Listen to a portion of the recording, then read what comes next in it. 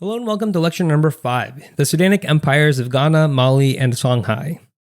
There are 3 learning objectives, and the first one is to explain how the influence of gold and trade shaped the political, economic, and religious developments of the ancient West African empires of Ghana, Mali, and Songhai. Let's start with an overview. These empires realigned in West Africa from the 7th to the 16th century. They are called the Sudanic or Sahelian empires based on the geographic areas they occupied. The Sudanic Savannah is the area just south of the Sahara on the western part of Africa, and the Sahel refers to the shoreline between the Sahara and the Savannah to the south.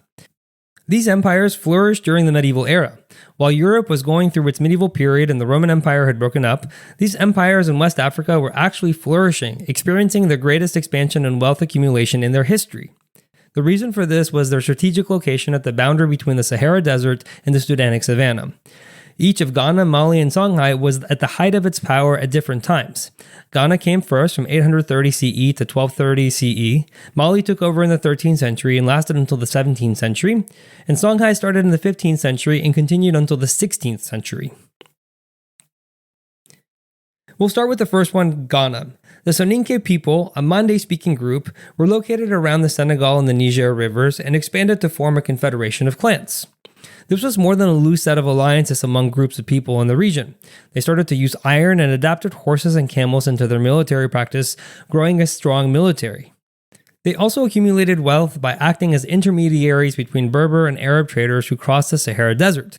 The goods that these traders would bring from the Sahara would usually be salt and textiles. The trade routes are outlined on the map showing their strategic position. Their capital was established at Kumbi Saleh, and their army had about 200,000 people, 40,000 of whom were archers. Ghana's wealth also enabled the construction of impressive structures and the development of urban centers.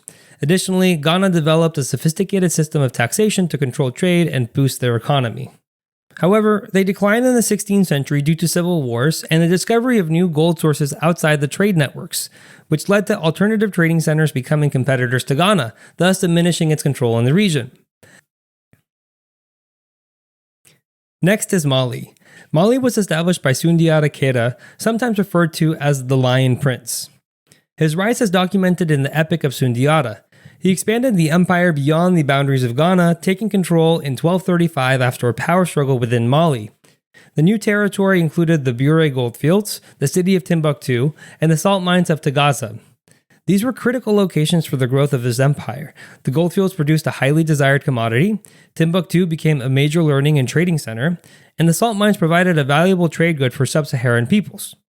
Sundiata ruled his kingdom through a federation of states with members reporting to the Mansa or the king. At this time, Islam was already rising. Sundiata skillfully navigated the divide between the Muslim traders of the northern Sahara and the animistic beliefs of the West Africans in rural areas, maintaining peace and prosperity.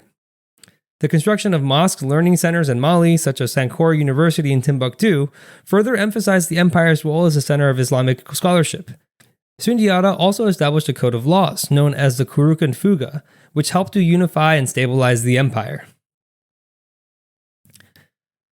The sources of wealth for the Sudanic empires were renowned gold mines, many located on the upper Senegal River. During the Ghanan Empire, the Soninke kings had a monopoly on gold nuggets, and the locations of the mines were closely guarded secrets. This allowed them to tax transactions involving gold, enriching themselves. The strategic location of the Ghana, Mali, and Songhai empires at the nexus of multiple trade routes connected the Sahara trade routes to Europe and sub-Saharan Africa. Commodities that went north included gold, copper, ivory, kola nuts, animal hides, and people, or enslaved Africans. Commodities that went south included salt, silver, tin, lead, perfumes, books, glassware, jewelry, cloth, and horses, originating from Europe. The intricate trade networks facilitated cultural exchanges, leading to a blending of traditions and innovations across regions. The wealth from these trade routes also funded construction of impressive architectural works, including the famous mosques of Timbuktu.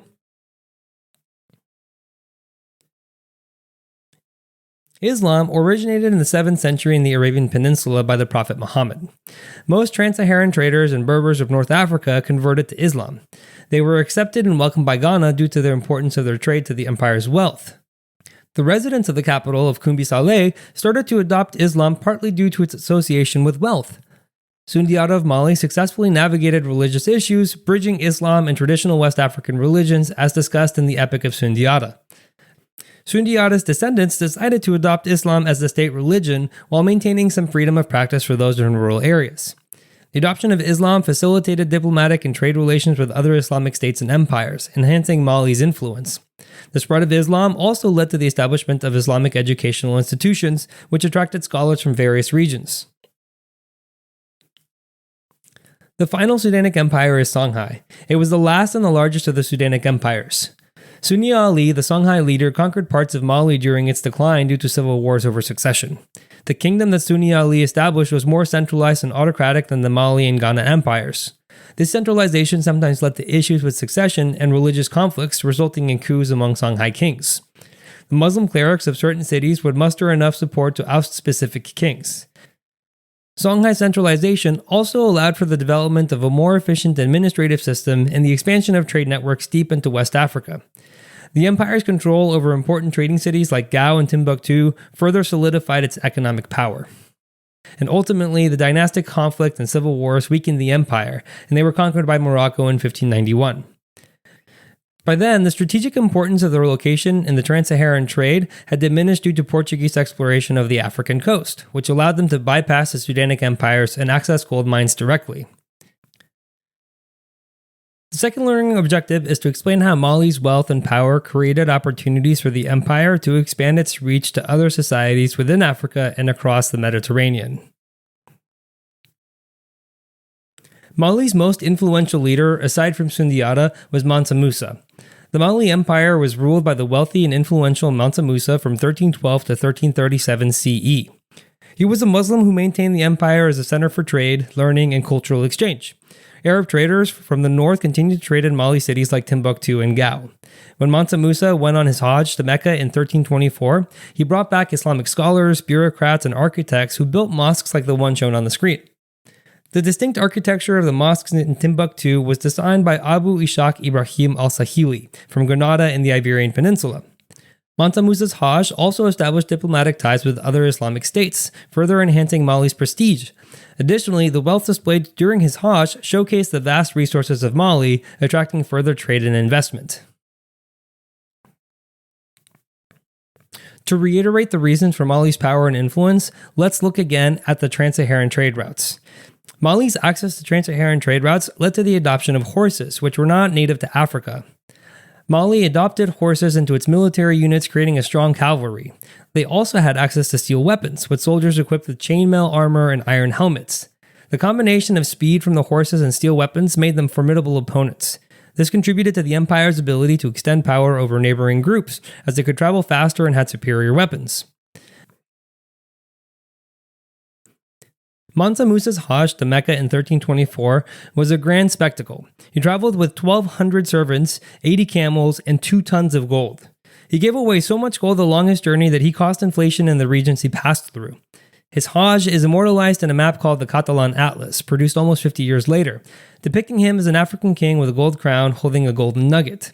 The legend of this Hajj attracted the Portuguese to explore the African coast in the 15th century, seeking gold and markets for European finished goods. This exploration laid the groundwork for later European colonization and exploitation of Africa.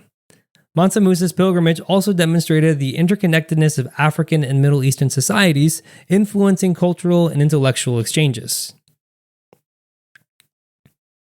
The last learning objective is to explain the connection between the Sudanic empires and early generations of African Americans.